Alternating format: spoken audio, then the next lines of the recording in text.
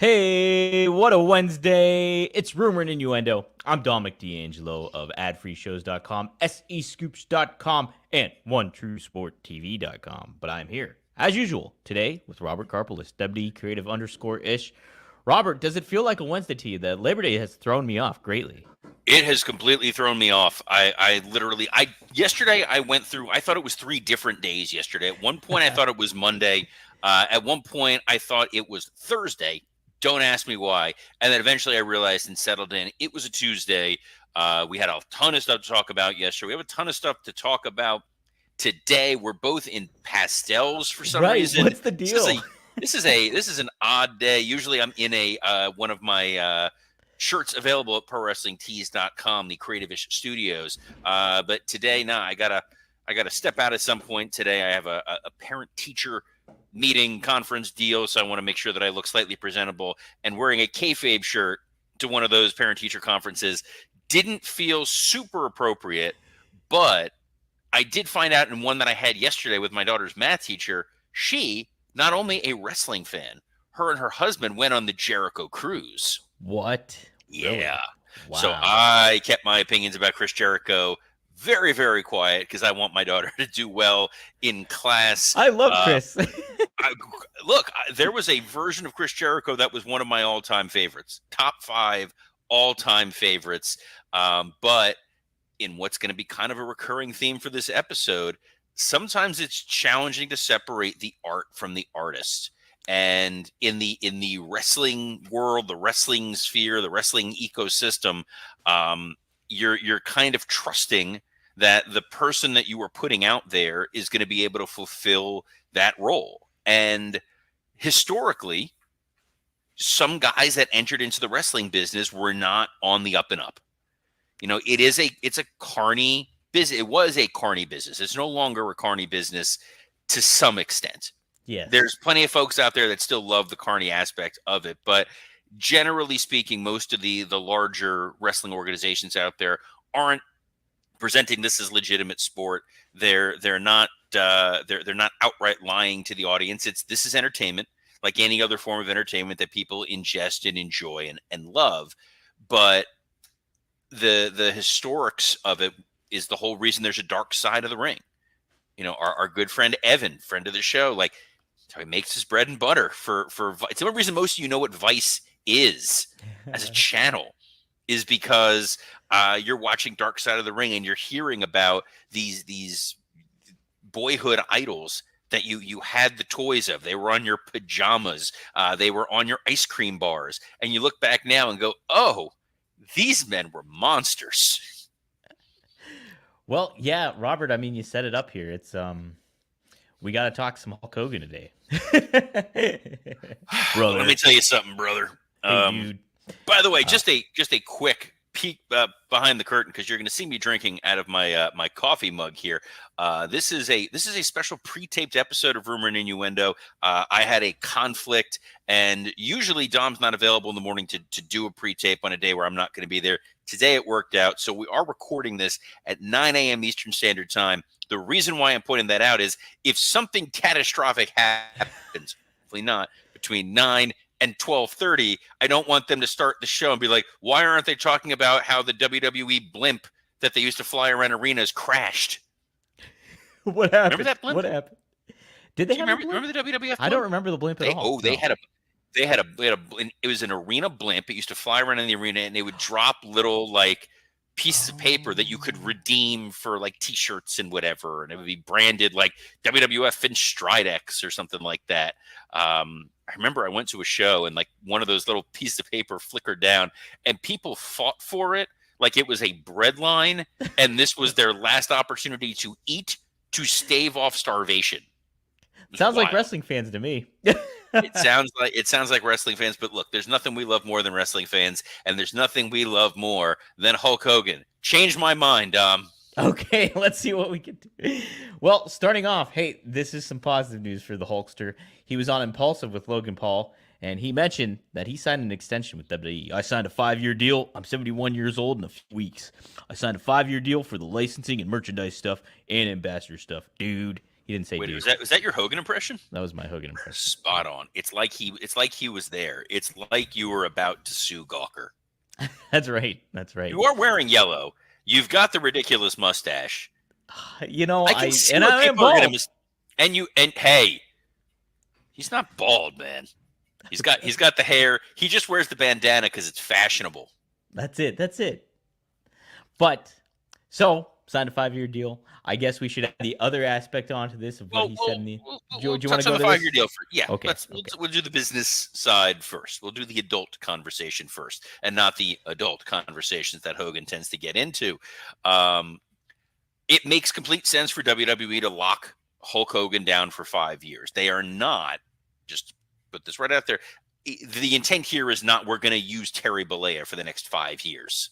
The idea here is the Hulk Hogan IP is something that they want to be able to continue to profit off of. So if you want Hulk Hogan in the video games, you want all those Hulk Hogan action figures, the Hulk Hogan t-shirts, the Hulk Hogan Halloween costumes for those kids that want to go dress as their favorite Republican National Convention figures, like, you have that there. It makes complete sense because WWE wants to make sure they can use the historical talent. And as you're going into Netflix and the Peacock deal and all that, you want to be able to celebrate and embrace the stars of the past. I remember the challenges I used to have at WWE 24/7 with guys that we did not have Legends deals with, didn't have great contracts with, and we couldn't use them for anything.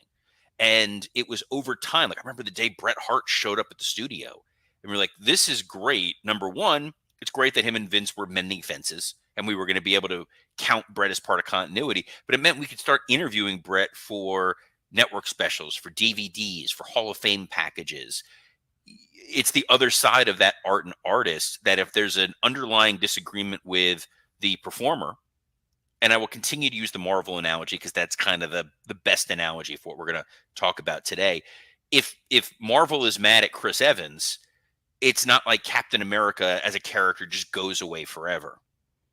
Right. In WWE world, when they're mad at the underlying guy because they sued them for CTE, guess what? You don't get Demolition anymore.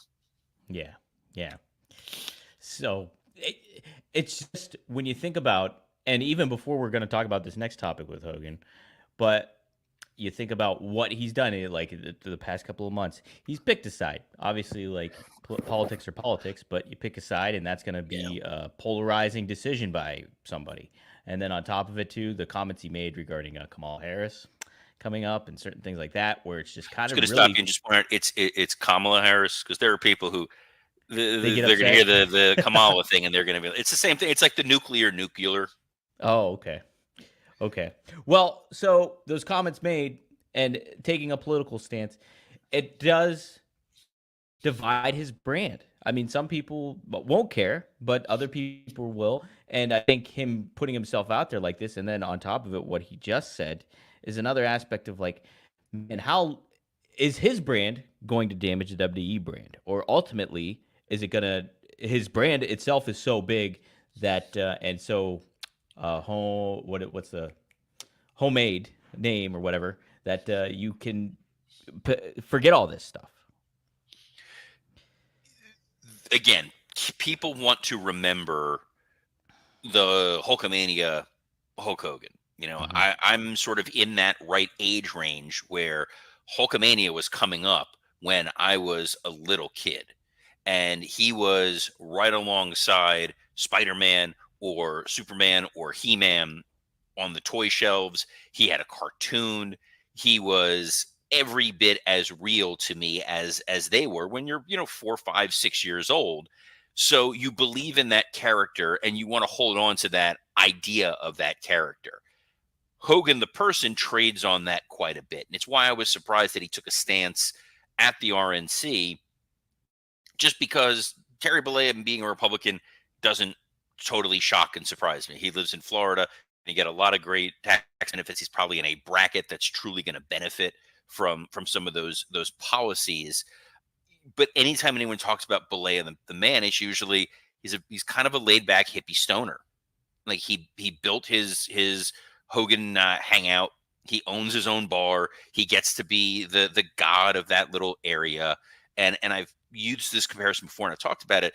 Pete Rose, fellow wrestling icon. How about it? How about it?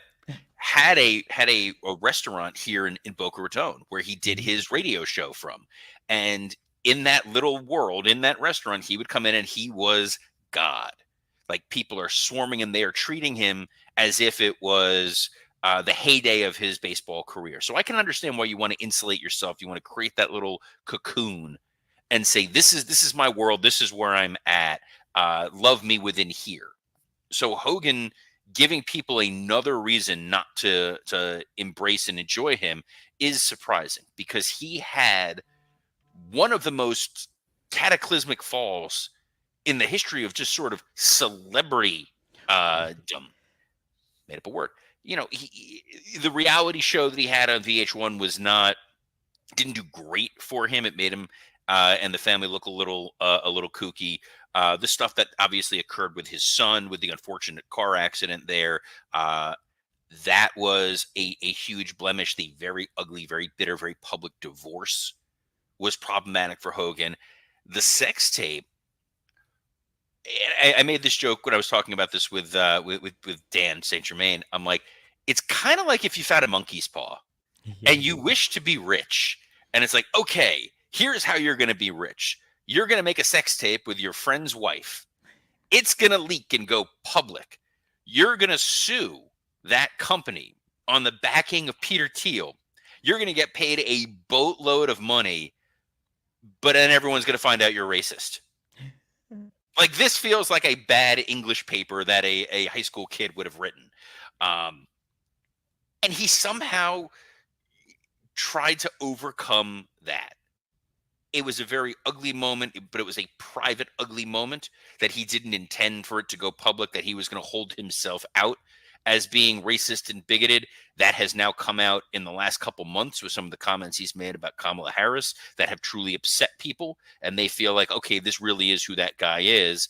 But Hogan has continued to weather the storm, and I'm sure when he was on Logan Paul's show, knowing he had such a huge platform, he was going to mind his P's and Q's, and he was going to be very precise with his language, Mr. D'Angelo.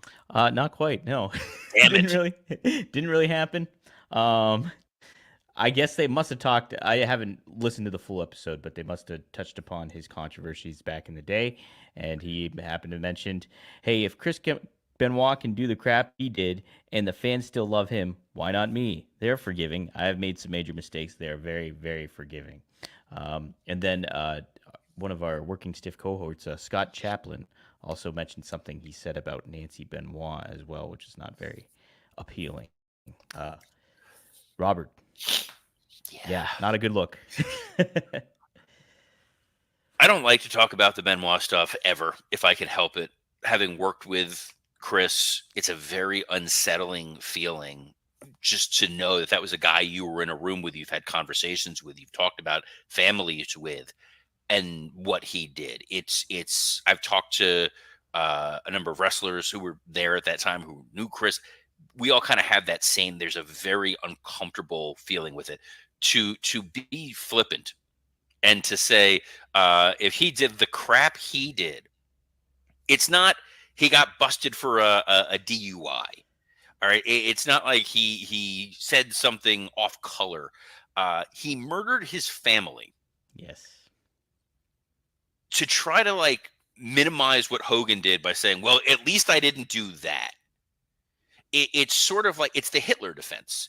It's the idea of, sure, what I did is unconscionable. What I did is terrible. But compared to Hitler, I'm not as bad. The second part of that sentence, and this is the lawyer in me, and maybe I'm confused. I've been doing this show now for almost a year. I've been active on social media with my WWE Creative-ish account since 2010. I've been a wrestling fan since the early 80s. At no point in time do I remember us all getting together as a large collective and saying, hey, we forgive you, Chris. Yeah. We get it. Like, you made a mistake, you had a bad day, but that WrestleMania 20 main event was so good, we're going to overlook what you did to your family, and we forgive you. I would ask what Hogan's smoking, but we're all pretty aware of what Hogan's smoking. But like, what the hell is he thinking? Look, I was a huge Chris Benoit fan. Like during the Hey, WCW days, moving into it, and then up until the tragedy happened, and like you have to. I mean, it's how do you comprehend something like that? Something as extreme, violent, and horrible and tragic as that, and you know, um, what people do is they don't. They completely write him off. I've seen a lot of fans still appreciate the work that he did in the ring. He was never ever forgiven about what was going on with this stuff, and that's across the board from a public standpoint. Now some fans are really rabid and they'll give their opinions and whatever, but from like a overall wrestling fan perspective and industry perspective, no, it's always going to be a horrible subject, and there's no forgiving that happens with a huge fan base like this. So Hogan's really off base. And Robert, it kind of goes back to what you were saying about Hogan having his own kind of lifestyle down in Florida, having that own beach shop and things like that. I think it just you create this own bubble for yourself, and that's a very small bubble from a geographical and figurative standpoint. So him being in there, he might think he's a little Teflon and has the freedom to say what he wants, and people will have this vision of him because he gets all this adulation at his bar that he's at all the time. And so maybe he thinks he's a little bit Teflon, but this is not a good comment. Really poorly in poor taste, and yeah, just it's another strike against Hogan, brother. it's an odd defense for him to try to take. He is a guy who, at the end of the day, wants to be beloved. Mm-hmm. I understand that. He's not unlike, the man he introduced at the convention, Donald Trump, who wants to be adulated, loved, embraced by people. Hogan thinks he can still trade on what he accomplished in the 80s and 90s, and it's going to erase a lot of this stuff. And he wants the fans to accept him. He wants that love. He wants to still feel like the Hulkster, and what he has there is very much an echo chamber. And we see that existing in politics on both sides, where if you just talk to people who think the same as you do and listen to the stuff that only is going to support your own opinion, you're never going to grow. You're never going to change. And I'm trying very hard not to turn this into a Tony Khan thing of being like, hey, maybe once in a while when Cornette's being critical of what you're saying, maybe there's a grain of truth here. Maybe when I'm saying what I'm saying, it's not just taking shots at you. But in Hogan world, it very much is. He thinks he's so much in the right. And the idea of, well, if the wrestler fans forgave Benoit for what he did, they're definitely going to forgive me for my little faux pas. Let's move on to happy. Let's move on to the power of positivity. I'm all Ooh, about positivity. Look, yeah, that was yesterday's stuff. It's a new day. it is a new day. Yes, it Robert. is. It's a big new day. So let's talk about Odyssey Jones. Damn it. That was one where I'm so thankful. When we talked about Odyssey Jones yesterday, I timestamped that. You did, right? You I did. said, here's what time it is that we are recording this in case you go and listen to this in the future. As of now, we don't know anything. So I'm talking about the information that I have in front of me. Here, about 24 hours later, kind of have some information, Dom. Kind of have a little bit of information. According to Sean Ross Sapp of Fightful, friend of the show, Odyssey Jones. Your biffle. The kids Yes, say. my biffle. Odyssey Jones was removed from WWE television when domestic violence allegations came to light. Fightful has learned we've not heard of an arrest or charges being pressed in relation to the situation. We've reached out to WWE for comment as well as clarification on his status. Talent has not been informed of the situation. So, Robert, there was some posts made on social media throughout that somebody captured and did a little video of people commenting about him being a domestic abuser and all this stuff. Looks like WWE went and did some investigating, found something out, and decided to cut ties immediately. So no more Odyssey Jones. Couple things to unpack here. First of all, I saw the thing where it was one Twitter account that was posting this. I don't think that carries a tremendous amount of weight, and sort of here is why. Given the number of people that I have that follow me on social media, which is I wasn't trying to humble brag there. It was more just like I see a lot. Do it, Robert. There was a person who tweeted me every day for like a month and a half straight to a bunch of other accounts, including me. It was a picture of Alexa Bliss with a black eye. And they were alleging that that Triple H had hit Alexa Bliss and was covering this up, like real crazy, like tinfoil hat kind of stuff. Wow. The fact that WWE probably got some form of truly credible information, that they looked into this, they got credible information, and when they received that information, my hope is that they immediately acted upon it, because Odyssey Jones was he was not at TV last week. Mm-hmm. He was very prominently featured the week before. He was in, obviously, a major storyline. Wasn't on last week, and then this week, quietly removed from the superstar page and ultimately summarily fired. So it feels like we haven't gotten any of the information from your boy Sean Ross Sapp that they took the appropriate steps. They received credible information and they acted accordingly. Again, art and artist becomes very difficult, because the New Day is a stable that has been so wonderfully protected by their own doing since day one. Right. And I was very fortunate that at the very early onset of the creation of the New Day stable, I had a hand in being able to talk with Xavier Woods and kind of think it through. And one of the things that they were really focused on, because remember they debuted as heels, right, and they were just attacking folks, and people kept thinking they were the new Nation of Domination, right. And one of the first people they wound up attacking was Titus O'Neil. And there's the very first picture I ever posted on my Twitter account, when I wouldn't post anything otherwise, was Woods asked me to post. It was a picture of an arrows pointing to them standing over Titus O'Neil and saying, "Not Titus," to explicitly say, like, this is not just African-American athletes and that's it. Like, it's no, we believe in the three of us and we are a group. The fact that we all happen to be people of color is coincidental. We see ourselves as a brotherhood, as a group, and we're protective of it. As heels, as baby faces, and they always said they were never going to break up. That was going to be they were going to be the first stable to go from beginning to end and not split. So the fact that we were telling this story of even teasing that there was going to be a breakup, and the fact that this was the first time a new party was brought in to the New Day circle, and then for this to happen really makes it very, very sad, very uncomfortable, and makes it so tricky for WWE to, for lack of a better word, cast people. And going back to the Marvel well with domestic abuse accusations, you look at what happened with Jonathan Majors. Yeah. He was cast as Kang. He was going to be the big heel, and the face of the upcoming phase of Marvel.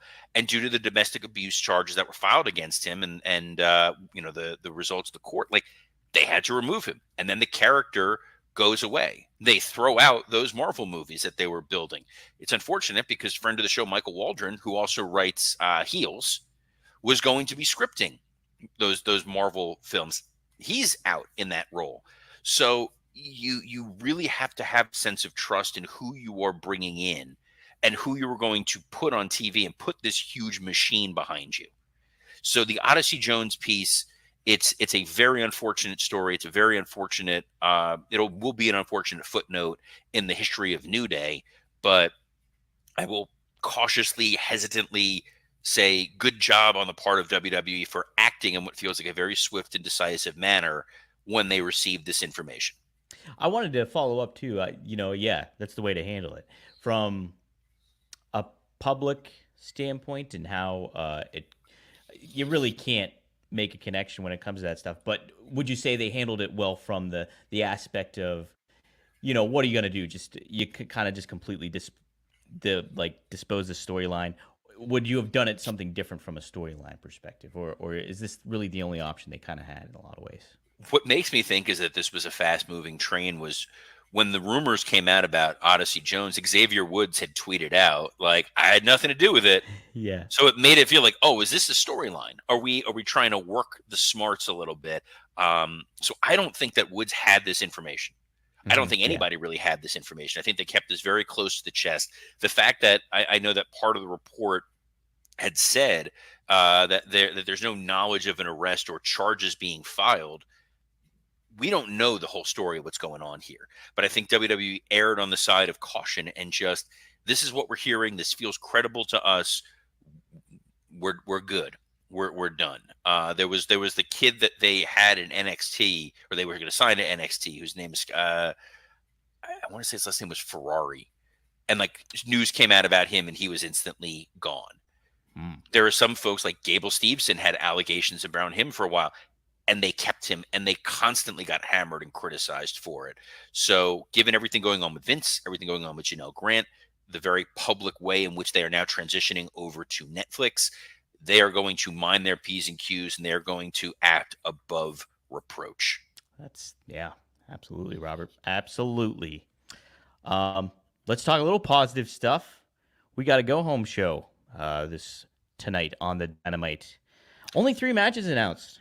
That's some restraint on the part of Tony Khan. Right? Wow. How about that? Well, we're gonna reset. We're gonna, in the last 5-6 minutes or so, we're gonna talk a little bit of actual pro wrestling on this. But Dom, before we get a chance to talk pro wrestling, yes. Look, we are fans of all sorts of sports. You're wearing your Pittsburgh Pirates hat right there. I am not wearing my Gator hat at the moment. It's in the other room. I would go and grab it along with my Gator shirt, my Gator shorts, my Gator sweatshirt, my Gator. It's an unhealthy obsession. But what I'm going to be worrying about this weekend is who my quarterback's going to be, and when he's in there, is he going to throw for more than 300 yards? How's my receivers are going to do? Are they going to finally be catching some touchdowns, or are we just going to be counting on breakaways? If you guys check out DraftKings Pick 6, the newest way to compete against others and play fantasy football to win cash with DraftKings. This is really, really simple. You do not have to be an expert. You don't have to be on Around the Horn. You don't have to be the next Tony Kornheiser on PTI. All you got to do, you pick a player and you choose if they'll have more or less of a stat, like yards, touchdowns, catches, and more. Get your picks right and you'll win cash. Download the new DraftKings Pick 6 app now and use code RUMOR. That's code RUMOR for new customers to play $5 and get $50 in Pick 6 credits guaranteed. Plus, you get 1 month of NFL Plus Premium on us. It's on Rumor and Innuendo. Offer expires September 19th only on DraftKings Pick 6. The crown is yours. Gambling problem? Call 1-800-GAMBLER. Help is available for problem gambling. Call 888-789-7777 or visit ccpg.org in Connecticut. Must be 18 years or older. Age and eligibility restrictions vary by jurisdiction. Pick 6 is not available everywhere, including New York and Ontario. Void where prohibited. See terms at pick6.draftkings.com/promos. 1 per new customer. Reward issued as $50 in non-withdrawable Pick 6 credits that expire in 6 months. NFL Plus Premium offer available only to new and former NFL Plus subscribers. Additional NFL Plus Premium terms at NFL.com/terms. I have this teed up for this weekend. Maybe as we get closer to the end of the week, I'll tell you where my picks are at, so you can really see if I cash in there. And Dom, if I hit, I'm retiring. I'm done. You're done. The show's over, guys. Give me some cash. I'm going to use it this weekend. It is in the door, out the door. I would say for fun stuff, but most likely it's back to school stuff for the kids. They're always coming back with, hey, we need this. But on top of NFL games, on top of college football, on top of family time this weekend, there's a dang pay-per-view, and we got to get through the go-home for the Dynamite. The Dynamite, indeed. The Dynamite. We have Okada versus Kyle Fletcher for the Continental Championship. Should be a great match. Continental Championship is basically forgettable, but what do you expect? Just a definitive win here? Kyle Fletcher, we've been singing the praises of up and down, and we're ready to see more of an badass Okada moving forward too. So what's your expectations for tonight with these two, Robert? So it's an outright title match, correct? No eliminator match, no tournament. No eliminator match. No glory hole competition. It's a little strange just because Kyle Fletcher, who we both think the world of, has not been really on a winning streak of late. We saw No. MJF straight up murder ball him. We saw Ricochet beat him. So your reward for losing is you get a Continental title match. That being said, we know the match is going to be incredible. Kyle Fletcher is a great young talent that you can plug in there with folks, and that they trust him to go and be like, hey, go have Ricochet's first match. Go give us an MJF match. Go give us an Okada match. Yes, those are pretty idiot-proof opponents, but they know like this kid is going to get a chance to shine. And I think it's a really interesting position for him. It kind of feels like he's eating Takeshita's lunch a little bit. Like Takeshita was sort of the young blue chipper next Randy Orton. With Takeshita overdoing the G1 for a while, this feels like this is Kyle Fletcher's time to shine. Yeah, it does. And, the proof is in the pudding. He's doing a really great job. You think about Magnum TA even mentioned how explosive he is in his attacks and everything like that, and how that really enhances what a talent's doing in the ring. So if you're getting noticed from legends like that, then you're doing something right. So this should be a fun match. I'm excited to see Okada and how he kind of portrays himself. If he walks between comedy and seriousness, we'll see how it goes. Look, I hope that Kyle Fletcher puts on a good showing here. It's like you don't want him to fall into that role that they do with like Lance Archer. Or on the women's side, they always use like Nyla Rose, just gets like fed to people in meaningless matches. What else is on Dynamite? Speaking of, Nyla Rose will be taking on Mariah May for the AEW Women's Championship. Wait, it's for the title? It's for the title tonight. Mm-hmm. Of course it is. Because why wouldn't it be? Nyla Rose, top talent, absolutely earned it. Win after win, she's unstoppable. Yeah, it's because she's got imposing size and is beatable. She's the Lance Archer of the women's division. Yeah, that's it. And it's just weird to have a title match before. Is she having a title match, Mariah May, here at All Out? Maybe not. Maybe that's why they're doing it. I don't know. I don't know. They haven't built up a challenger to immediately forget yet. It's a good point. This one might not be forgettable. Now, the titles aren't on the line for this one. It doesn't say, at least according to Fightful. Here. There's a match that doesn't have a title on the line. Perfect. Possibly, Robert. I wouldn't rule it out yet, but Pac, Claudio, and Wheeler Utah are going up against Will Ospreay, Orange Cassidy, and Kyle O'Reilly. So, trios action. Very strange considering, obviously Pac and Will Ospreay are going one-on-one. Pac's been portrayed as a heel, but the Blackpool Combat Club, particularly Claudio and Wheeler, have been portrayed as baby faces. We last saw them all together celebrating with Bryan Danielson after his title win, and now Ospreay and Cassidy and Kyle O'Reilly, all those baby faces going up against these guys. So it's just it's a cool match, but it's also a little bit of a head scratcher, I think. This has been their kind of in case of emergency break last for quite a while, which is multi-man tag matches that don't really mean a lot, but can eat up 2 segments of a show. Fine. I get it. We want to tease the Ospreay Pac thing. It does muddy the water because the crowd of late had been, the Blackpool Combat Club are baby faces. Wheeler Yuta was the babyface sacrificial lamb to Swerve Strickland. Claudio was the guy going up against Okada, and we were supposed to be supporting him. It's very confusing what they're doing.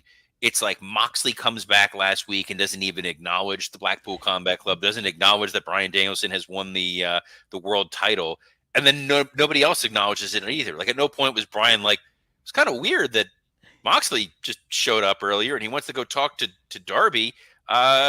Okay. Look, they've put together last week some good matches going into All Out. We know that Hangman and Swerve, you don't really need much to get people excited for that now. MJF and Danny Garcia said all the words every human being has ever said in the history of time and space in one segment. Lord knows we definitely don't need any more Danny Garcia promos ever. He somehow made getting beat up in front of his mom seem unsympathetic, but cool. And then you've got the Ospreay Pac match, which we're setting up with the 6th man, and then Jack Perry and Bryan Danielson, which is a bad card. Short window. Those are 4 very, very strong matches. I would have thought that there'd be one or two more. I don't know, and nothing was announced on Collision, right? I didn't watch Collision. I think there might have been something actually, but I'm gonna look up All Out 2024 on the Google machine since we're not live, and I don't have people chiming in being like, "These are the matches that got in." Oh, there's 6 matches. Whoa. Ooh. Okay. There's 2 other matches that have been. Oh, the Willow Nightingale Chris Statlander match, which we did know about. Yep. They did talk about that, and apparently it's Mercedes Moné versus Hikaru Shida. So there's your building up somebody randomly to beat. Yeah, is she a 3-time Didn't she already beat Shida? I don't know. I can't remember, to be honest. I know Britt Baker did. So, but Who? I think. Oh, Britt Baker? Never heard of her. Oh, okay. Well, look, people can forgive what Chris Benoit did. They can't forgive what Britt Baker did. She said mean words, erased from existence. Completely gone. You know who's not erased from existence despite all the THC floating around in his brain? It's Rob Van Dam. That's right. Rob Van Dam somehow has the mind of a steel trap.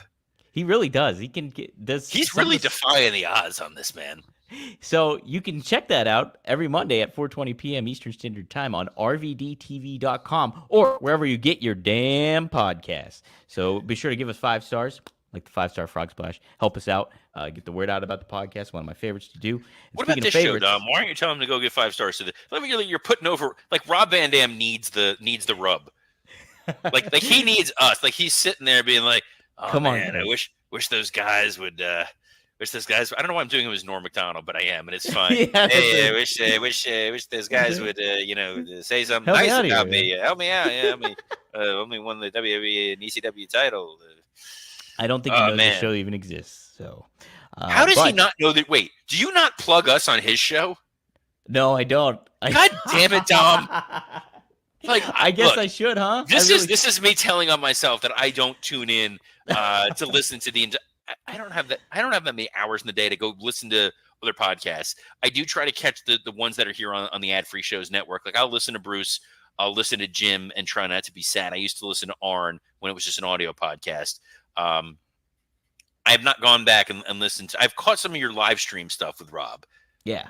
But the fact that you weren't even plugging our show on his, and I give you like 7 to 10 minutes at the end. We hear all about Greg Gagne and Magnum. We hear about sometimes doing the socials for Click This with Kevin Nash. Get no reciprocity, no love. We even plug folks like Meanie comes on here. We let him talk about it. Kevin Kellum and his, Chicago radio greatness, and he gets to go see Pearl Jam at Wrigley. But here, us, no love. So you know what? We're done. Guys, go on your podcast app and don't go listen to Rob Van Dam's podcast. Don't go listen to Straight Talk with the Boss with Magnum and Greg Gagne. Don't go back and listen as he talks to Fonzie tonight, 7 p.m. 7 p.m. Don't go listen to that. We should go to OneTrueSportTV.com. Yeah, well, OneTrueSportTV.com. Go check out Working Stiff with myself and Scott Chapman, of which Dom is our producer when he actually posts the show. And that's available on iTunes, Spotify, and the like, which is where you can get the audio version of this damn show. This show, so you can go back yesterday and go listen to me say all these great things about Odyssey Jones, take them out of context, and be like, what a jerk. What a jerk this guy is that he's like, supporting him. Good. Yes, good for him. Good for Hogan. But you can check us here every Monday through Friday at noon Eastern, usually live. Today, slightly not live, but it'll still be up there live. You'll all be there. We love you all. We're going to assume Johnny Disco and Dre Owens and Joseph Wade Walters, everybody was chiming in live, and the Wrestling Old Head and all those good folks that do it. It's a good time. You can catch it on a plethora of platforms, including the WWE Creative _ish X account, the SE Scoops X account, as well as on YouTube, on Rumor and Innuendo, ad-free shows, and Working Stiff. Dom, appreciate a little bit of the flexibility. Appreciate that we both are in our Easter finest here. So on behalf of Hulk Hogan's doppelganger, Dominic D'Angelo, I'm Robert Karpolis. Best of luck in your future endeavors. Always timestamp, brother. Always timestamp, dude.